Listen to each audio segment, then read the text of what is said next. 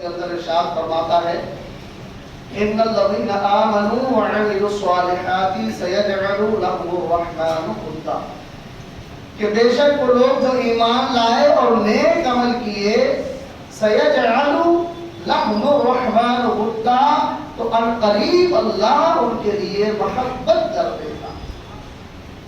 مطلب کیا ہے کہ جو لوگ ایمان لانے کے بعد نیک اعمال کرتے ہیں، اپنے رب کو راضی کر لیتے ہیں، اور اللہ و رسول جب ان سے راضی ہو جاتے ہیں تو اللہ رب العزت اپنے اس بندے کو محبوب بنا لیتا ہے اور کائنات میں اس کے لیے محبت لوگوں کے دلوں میں ڈال دیتا ہے۔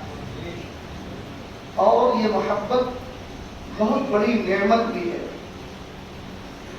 میں نے ایک روایت میں پڑھا تھا کہ بروز قیامت اللہ کی بارگاہ میں ایک شخص کو لایا جائے گا، اس سے سوال و جواب ہوگا۔ اللہ رب العزت اپنے اس بندے سے فرمائے گا، اے میرے بندے، تو دنیا سے میرے لیے کیا لے کر کے آیا ہے؟ تو بندہ عرض کرنے لگے گا، پروردگار، میں نے نمازیں ادا کی جو تیری رضا کے لیے ادا کی تھی۔ اے اللہ، تو نے جو نمازیں میرے اوپر فرض کی ان کو میں نے ادا کیا، اس کے علاوہ میں نے نوافل بھی ادا کیے۔ اے پروردگار، تو نے میرے اوپر روزوں کو فرض قرار دیا تھا، میں نے ان روزوں کو پورا رکھا ہے، اس کے علاوہ میں نے نوافل کے طور پر، نفلی طور پر بھی روزوں کو رکھا ہے۔ اے اللہ، تو نے میرے اوپر زکوٰۃ کو فرض قرار دیا تھا، اے میرے پروردگار، میں نے زکوٰۃ ادا کی، اس کے ساتھ تیری رضا کے لیے، تیری رضا کے لیے، تیری رضا کی خاطر میں صدقہ و خیرات بھی کرتا رہا، میں نے غریبوں کی مدد کی تو تیری رضا کے لیے، میں نے مساجد و مدارس میں تعاون کیا تو تیری رضا کے لیے۔ اے پروردگار، میں نے یتیموں اور بیواؤں کے لیے کچھ انتظامات کیے تھے، وہ صرف تیری رضا کے لیے تھے۔ اے اللہ، میں نمازیں لایا ہوں تیرے لیے، اے اللہ، میں روزے لایا ہوں تیری بارگاہ میں، اے اللہ، میں زکوٰۃ کو، صدقہ و خیرات کو تیری بارگاہ میں لے کر کے حاضر ہوا ہوں۔ پروردگار، تو نے مجھے توفیق دی تھی، میرے اوپر حج فرض ہوا، میں نے حج بھی کیا، اس کے علاوہ میں عمرے کو گیا، صرف تیری رضا کی خاطر۔ اے اللہ، میں تجھے راضی کرنا چاہتا تھا، اس کے علاوہ تیرے رسول کو راضی کرنا چاہتا تھا، تو نے جیسا حکم دیا تھا اس پہ میں نے اپنی طاقت کے مطابق پورا عمل کرنے کی کوشش کی، اور یہ تمام اعمال صالحہ اے پروردگار میں تیری بارگاہ میں لے کر کے حاضر ہوا۔ اب اللہ والوں کی محبت کی اہمیت کیا ہے میں یہ بتانا چاہتا ہوں۔ جب اچھے اعمال کیے، نمازیں پڑھی، روزہ رکھا، زکوٰۃ دی، حج کیا، صدقہ و خیرات کیا، جو چیزیں واجب تھیں، جو چیزیں فرض تھیں، وہ سب ادا کر لی، تو فیصلہ تو پھر عقل کے مطابق، ہماری عقل کے مطابق تو یہ ہونا چاہیے کہ رب ارشاد فرمائے، اے بندے، تو نے فرائض و واجبات، سنن ہدیٰ تو ادا کر لیا، تو اب جا، تجھے میں جنت کا پروانہ عطا کرتا ہوں۔ مگر نہیں، ابھی روکا جائے گا، ابھی روکا جائے گا، ابھی پروانے نجات نہیں ملے گا۔ آخر میں اللہ رب العزت ارشاد فرمائے گا، حل والیت لی ولیا، اے میرے بندے، اتنا اور بتا دے، کیا تو نے میرے کسی نیک بندے سے، کیا اللہ کے کسی ولی سے، میرے کسی نیک متقی پرہیزگار بندے سے میری رضا کی خاطر محبت کی تھی یا نہیں کی تھی؟ اے لوگو، ذرا غور سے سنو، اگر آپ اللہ والوں کے چاہنے والے ہیں، اللہ کے نیک بندوں سے محبت رکھتے ہیں، اپنے دل میں ان کا ادب و احترام اور عقیدت رکھتے ہیں، تو بلا شبہ آپ کھڑے ہو کر کے بارگاہ خداوندی میں عرض کر دیں گے، پروردگار عالم، میں تو اعلیٰ حضرت سے محبت کرنے والا تھا، میں تو مصطفیٰ رضا سے محبت کرنے والا تھا، میں تو خواجہ نظام الدین سے محبت کرتا تھا، میں تو قطب الاقطاب اختیار کاکی سے محبت کرتا تھا، میں خواجہ غریب نواز سے محبت کرتا تھا۔ اے پروردگار، یہ سب تیرے نیک بندے ہیں، اے اللہ، میں تیرے محبوب کے محبوب بیٹے سید عبد القادر سے محبت کرتا تھا، غوث اعظم کی محبت میں میں تو محفلوں کا انعقاد کرتا تھا، ان ان کے لیے ایصال ثواب کرتا تھا۔ اگر آپ کرتے ہیں تو یہ جواب دیں گے، رب فرمائے گا اے میرے بندے تو جس سے محبت کرتا تھا اس کا دامن پکڑ لے اور جنت میں اس کے ساتھ چلا۔ تو یہ اللہ والوں کی محبت جو ہے یہ بہت بڑی چیز ہے، کیونکہ اللہ رب العزت نے ہمیں یہی تو حکم دیا کہ ہم اللہ و رسول کی اطاعت کریں، اور اطاعت تبھی پوری ہوتی ہے جب ہم اللہ والوں سے بھی محبت کریں۔ کسی کا بغض، کسی کے لیے بغض و حسد ہمارے دل میں نہیں ہونا چاہیے۔ آج کل ہمارے معاشرے میں یہ بیماری بہت زیادہ پھیلی ہوئی ہے، آدمی بے وجہ کسی سے بھی حسد کر رہا ہے، بے وجہ بغض کر رہا ہے، سمجھ رہے ہیں؟ عام انسانوں سے حسد و بغض کرنا بھی جائز نہیں، یہ بھی شرعاً ناجائز کام ہے، گناہ کا کام ہے۔ تو پھر اللہ والوں کی شان تو بڑی ارفع و اعلیٰ ہے۔ اگر کوئی اللہ والوں سے بغض و عداوت رکھے گا، ایک حدیث کا مفہوم ہے، اللہ فرماتا ہے جس نے میرے ولی سے عداوت رکھی تو اس نے مجھ سے اعلان جنگ کر دیا۔ تو ہم اللہ سے اعلان جنگ نہیں کر سکتے، ہم تو اللہ والوں کے چاہنے والے ہیں، اللہ والوں کی محبت میں رہ کر زندگی گزارنے والے ہیں، اور یہ محبت انشاءاللہ بروز قیامت ہمارے کام آئے گی۔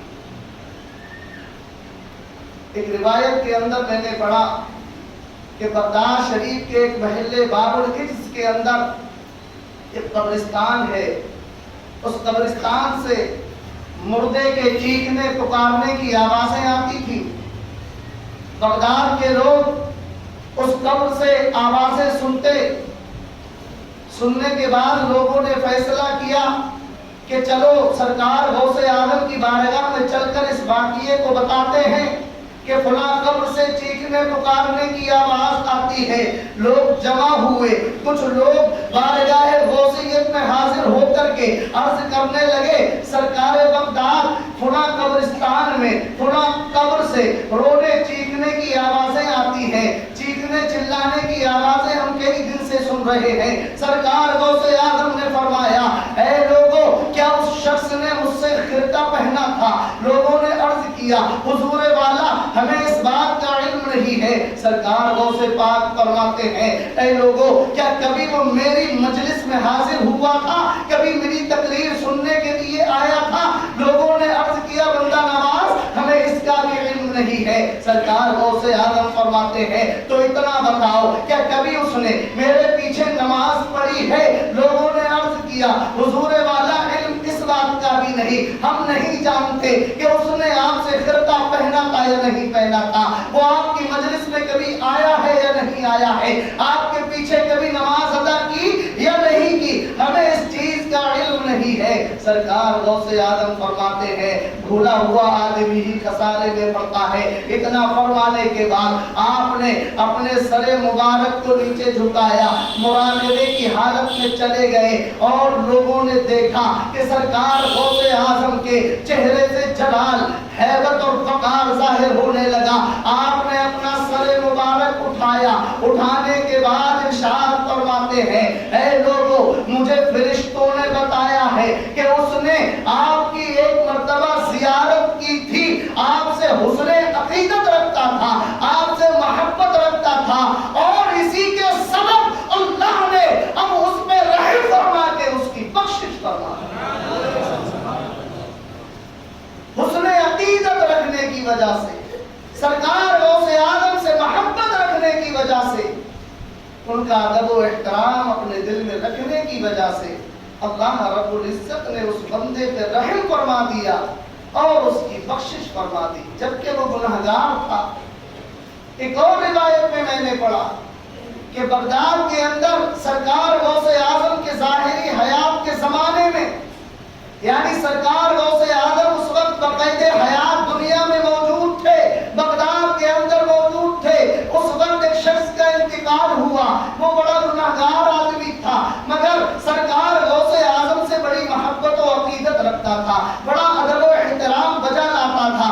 اللہ اللہ اس کا انتقال ہو جاتا ہے، لوگوں نے غسل دینے کے بعد کفن پہنایا اور لے جا کے تدفین کی، اسے قبر میں دفن کیا۔ نکیرین سوالات کے لیے حاضر ہوتے ہیں۔ اب جیسے ہی نکیرین آتے ہیں، جبکہ وہ گناہگار بنتا ہے، اللہ کی بارگاہ سے ندا ہوتی ہے، نکیرین پیچھے ہٹ جاؤ، یہ اگرچہ فاسق تھا، گناہگار تھا، مگر یہ میرے محبوب بندے عبد القادر سے محبت رکھتا تھا، اور میں نے عبد القادر کے صدقے میں اس کی بخشش فرما دی۔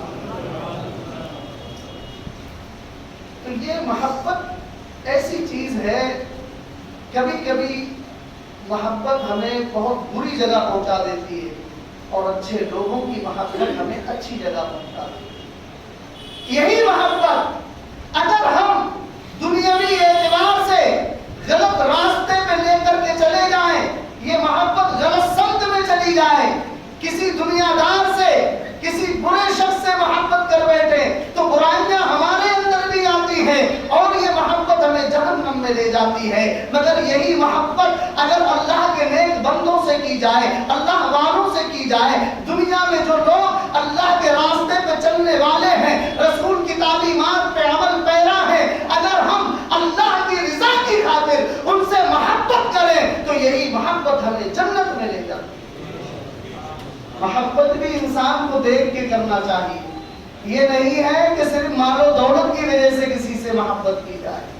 محبت کرے تو حدیث رسول کے مطابق کرے، الحب فی اللہ والبغض فی اللہ، محبت کرو تو اللہ کے لیے کرو، اور بغض رکھو تب بھی اللہ ہی کے لیے رکھو۔ مثال کے طور پہ آپ علماء، مشائخ، پیران عظام، نیک بندوں سے محبت کرتے ہیں صرف اس لیے کہ اللہ کے نیک بندے ہیں، ہم اس لیے ان سے محبت کرتے ہیں، ان کی محبت سے ہمارا رب ہم سے راضی ہوگا، تو یہ محبت آپ کو جنت میں لے جائے گی، اور یہی محبت اللہ کے لیے محبت کرنا کہلاتی ہے۔ اگر کوئی دشمن خدا ہے، اللہ و رسول کا گستاخ ہے، اگر ہم اس سے عداوت رکھتے ہیں، دشمنی رکھتے ہیں صرف اس لیے کہ یہ اللہ و رسول کا دشمن ہے، تو یہی عداوت ہمیں جنت کی طرف لے جائے گی، کیونکہ ہم نے محبت یا عداوت اپنی ذات کے لیے نہیں کی، اگر محبت کی تو اللہ کے لیے کی، عداوت رکھی تب بھی اللہ کے لیے۔ اس لیے ہمیں اللہ والوں سے محبت کرنا چاہیے، کیونکہ بروز قیامت یہ سوال ہم سے کیا جائے گا کہ تم نے کسی نیک بندے سے کبھی محبت کی ہے یا نہیں کی ہے۔ اگر کرتے ہیں تو انشاءاللہ اس کے صدقے میں نجات مل جائے گی، اور اگر ہم بغض و حسد اللہ والوں سے رکھیں تو پھر ان کے بغض رکھنے کی وجہ سے ہمیں جہنم میں بھی جانا پڑ سکتا ہے۔ کسی شاعر نے کہا ہے، نگاہ ولی میں وہ تاثیر دیکھی، بدلتے ہزاروں کی تقدیر دیکھی۔ یہ اللہ والوں کی شان تو یہ ہے کہ ہماری تقدیریں بھی ان کی دعاؤں سے بدل جایا کرتی ہیں۔ اگر یہ ہمارے لیے دعا کر دے، اگر ان کی عقیدت و محبت ہمارے دل میں ہے اور وہ ہمارے لیے دعا کریں، تو پھر ہماری برائیاں بھی اچھائیوں میں تبدیل ہو جاتی ہیں۔ جو چیز ہمیں قسمت میں نہ بھی ہو، اللہ رب العزت سے مانگ کر کے یہ ہمیں عطا کر دیتے ہیں۔ کیوں؟ اس لیے کہ یہ اللہ کے محبوب ہیں، اللہ ان کی دعاؤں کو رد نہیں فرماتا، جو یہ اللہ سے طلب کرتے ہیں اللہ وہ ان کو عطا کر دیتا ہے۔ ایک خاتون سرکار غوث اعظم کی بارگاہ میں حاضر ہوئی، عرض کرنے لگی، غوث اعظم دستگیر، بڑی امید سے آپ کی بارگاہ میں حاضر ہوئی ہوں، میرے گھر میں اولاد نہیں ہے، آج تک ایک بھی بچہ میری گود میں نہیں آیا، سرکار میں چاہتی ہوں کہ آپ اپنے رب سے میرے لیے دعا فرما دے کہ اللہ مجھے اولاد عطا فرما دے۔ لوگ کہتے ہیں کہ اللہ والوں سے نہ مانگ، ارے اللہ نے ان کو یہ طاقتیں دی ہیں، یہ اختیارات دیے ہیں کہ میری نعمتوں کو مخلوق میں تقسیم کرو، مجھ سے مانگ کر کے جسے جو چاہو عطا کر دو، اللہ انہیں دیتا ہے، یہ ہمیں دیتے ہیں۔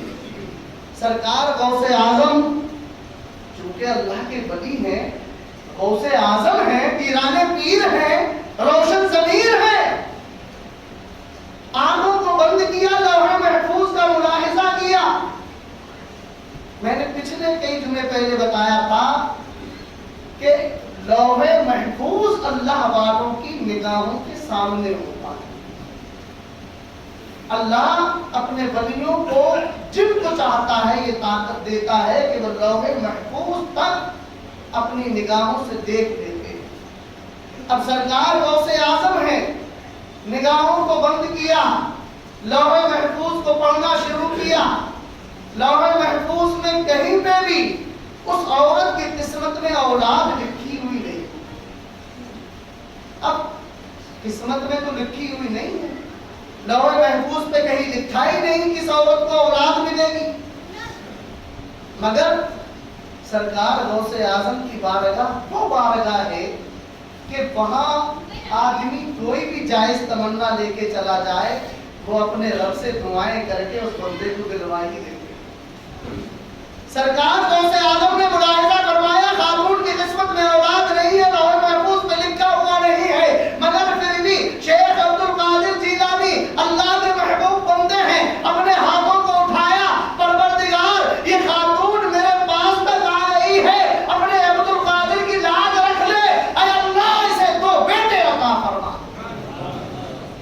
ندا آئی عبد القادر، اس کی قسمت میں اولاد لکھی ہوئی نہیں ہے. اب سرکار غوث اعظم اللہ کے کیسے محبوب بندے ہیں، کیونکہ وہ رسول کے چہیتے ہیں. یہ نہیں کہ اللہ کی جانب سے ندا آئی کہ عبد القادر اس کی قسمت میں اولاد لکھی ہوئی نہیں ہے تو مایوس ہو جائیں، بلکہ وہ جانتے تھے میرا رب مجھے ضرور عطا فرمائے گا، میرا رب مجھے ضرور عطا فرمائے گا. پہلے عرض کیا پروردگار اس عورت کو 2 بیٹے عطا فرما دے. ندا آئی عبد القادر اس کی قسمت میں اولاد نہیں ہے، عرض کرنے لگے پروردگار تو 3 بیٹے عطا فرما دے. پھر سے ندا آئی عبد القادر اس کی قسمت میں اولاد نہیں ہے، پھر عرض کرتے ہیں اے اللہ تو 4 بیٹے عطا فرما دے. اب پھر سے ندا آتی ہے کہ عبد القادر اس کی قسمت میں اولاد نہیں ہے. شیخ عبد القادر ہیں، اللہ کے محبوب بندے ہیں، رکتے نہیں ہیں بلکہ ایک ایک بڑھاتے جاتے ہیں. اب عرض کرنے لگے پروردگار اگر قسمت میں نہیں ہے تو 5 بیٹے عطا فرما دے. اس طریقے سے شیخ عبد القادر جیلانی کو ندا آتی رہی، آپ عرض کرتے رہے، آخر میں عرض کرنے لگے پروردگار یہ خاتون میرے پاس تک آ گئی ہے، اے اللہ اسے 7 بیٹے عطا فرما دے. ندا آئی عبد القادر بس اتنا ہی کافی ہے، عبد القادر بس اتنا ہی کافی ہے. اللہ کی جانب سے بشارت دی گئی اے عبد القادر اگر تم مانگتے ہو تو میں اسے 7 بیٹے عطا فرما. نگاہ ولی نے وہ تاثیر دیکھی، بدلتے ہزاروں کی تقدیر دیکھی. یہ شان ہوتی ہے اللہ والوں کی. اور پھر غوث اعظم کی شان تو بڑی ہی ارفع و اعلیٰ ہے. وہ تو پیران پیر ہے، اپنے رب سے جو عرض کرتے ہیں ان کا رب انہیں عطا فرما دیتا ہے. اس لیے ہمیں ہمیشہ سرکار غوث اعظم اور دیگر تمام اللہ والوں سے محبت اپنے دل میں رکھنا چاہیے. ان کا ادب و احترام ہمارے دلوں میں ہونا چاہیے، کیونکہ ان اللہ والوں کی محبت نیک اعمال کے ساتھ اگر ہم محبت رکھیں گے تو انشاءاللہ ان کے صدقے میں ہمیں نجات ضرور مل جائے گی. استغفر اللہ ربی من کل ذنب واتوب الیہ. لا الہ الا اللہ محمد رسول اللہ.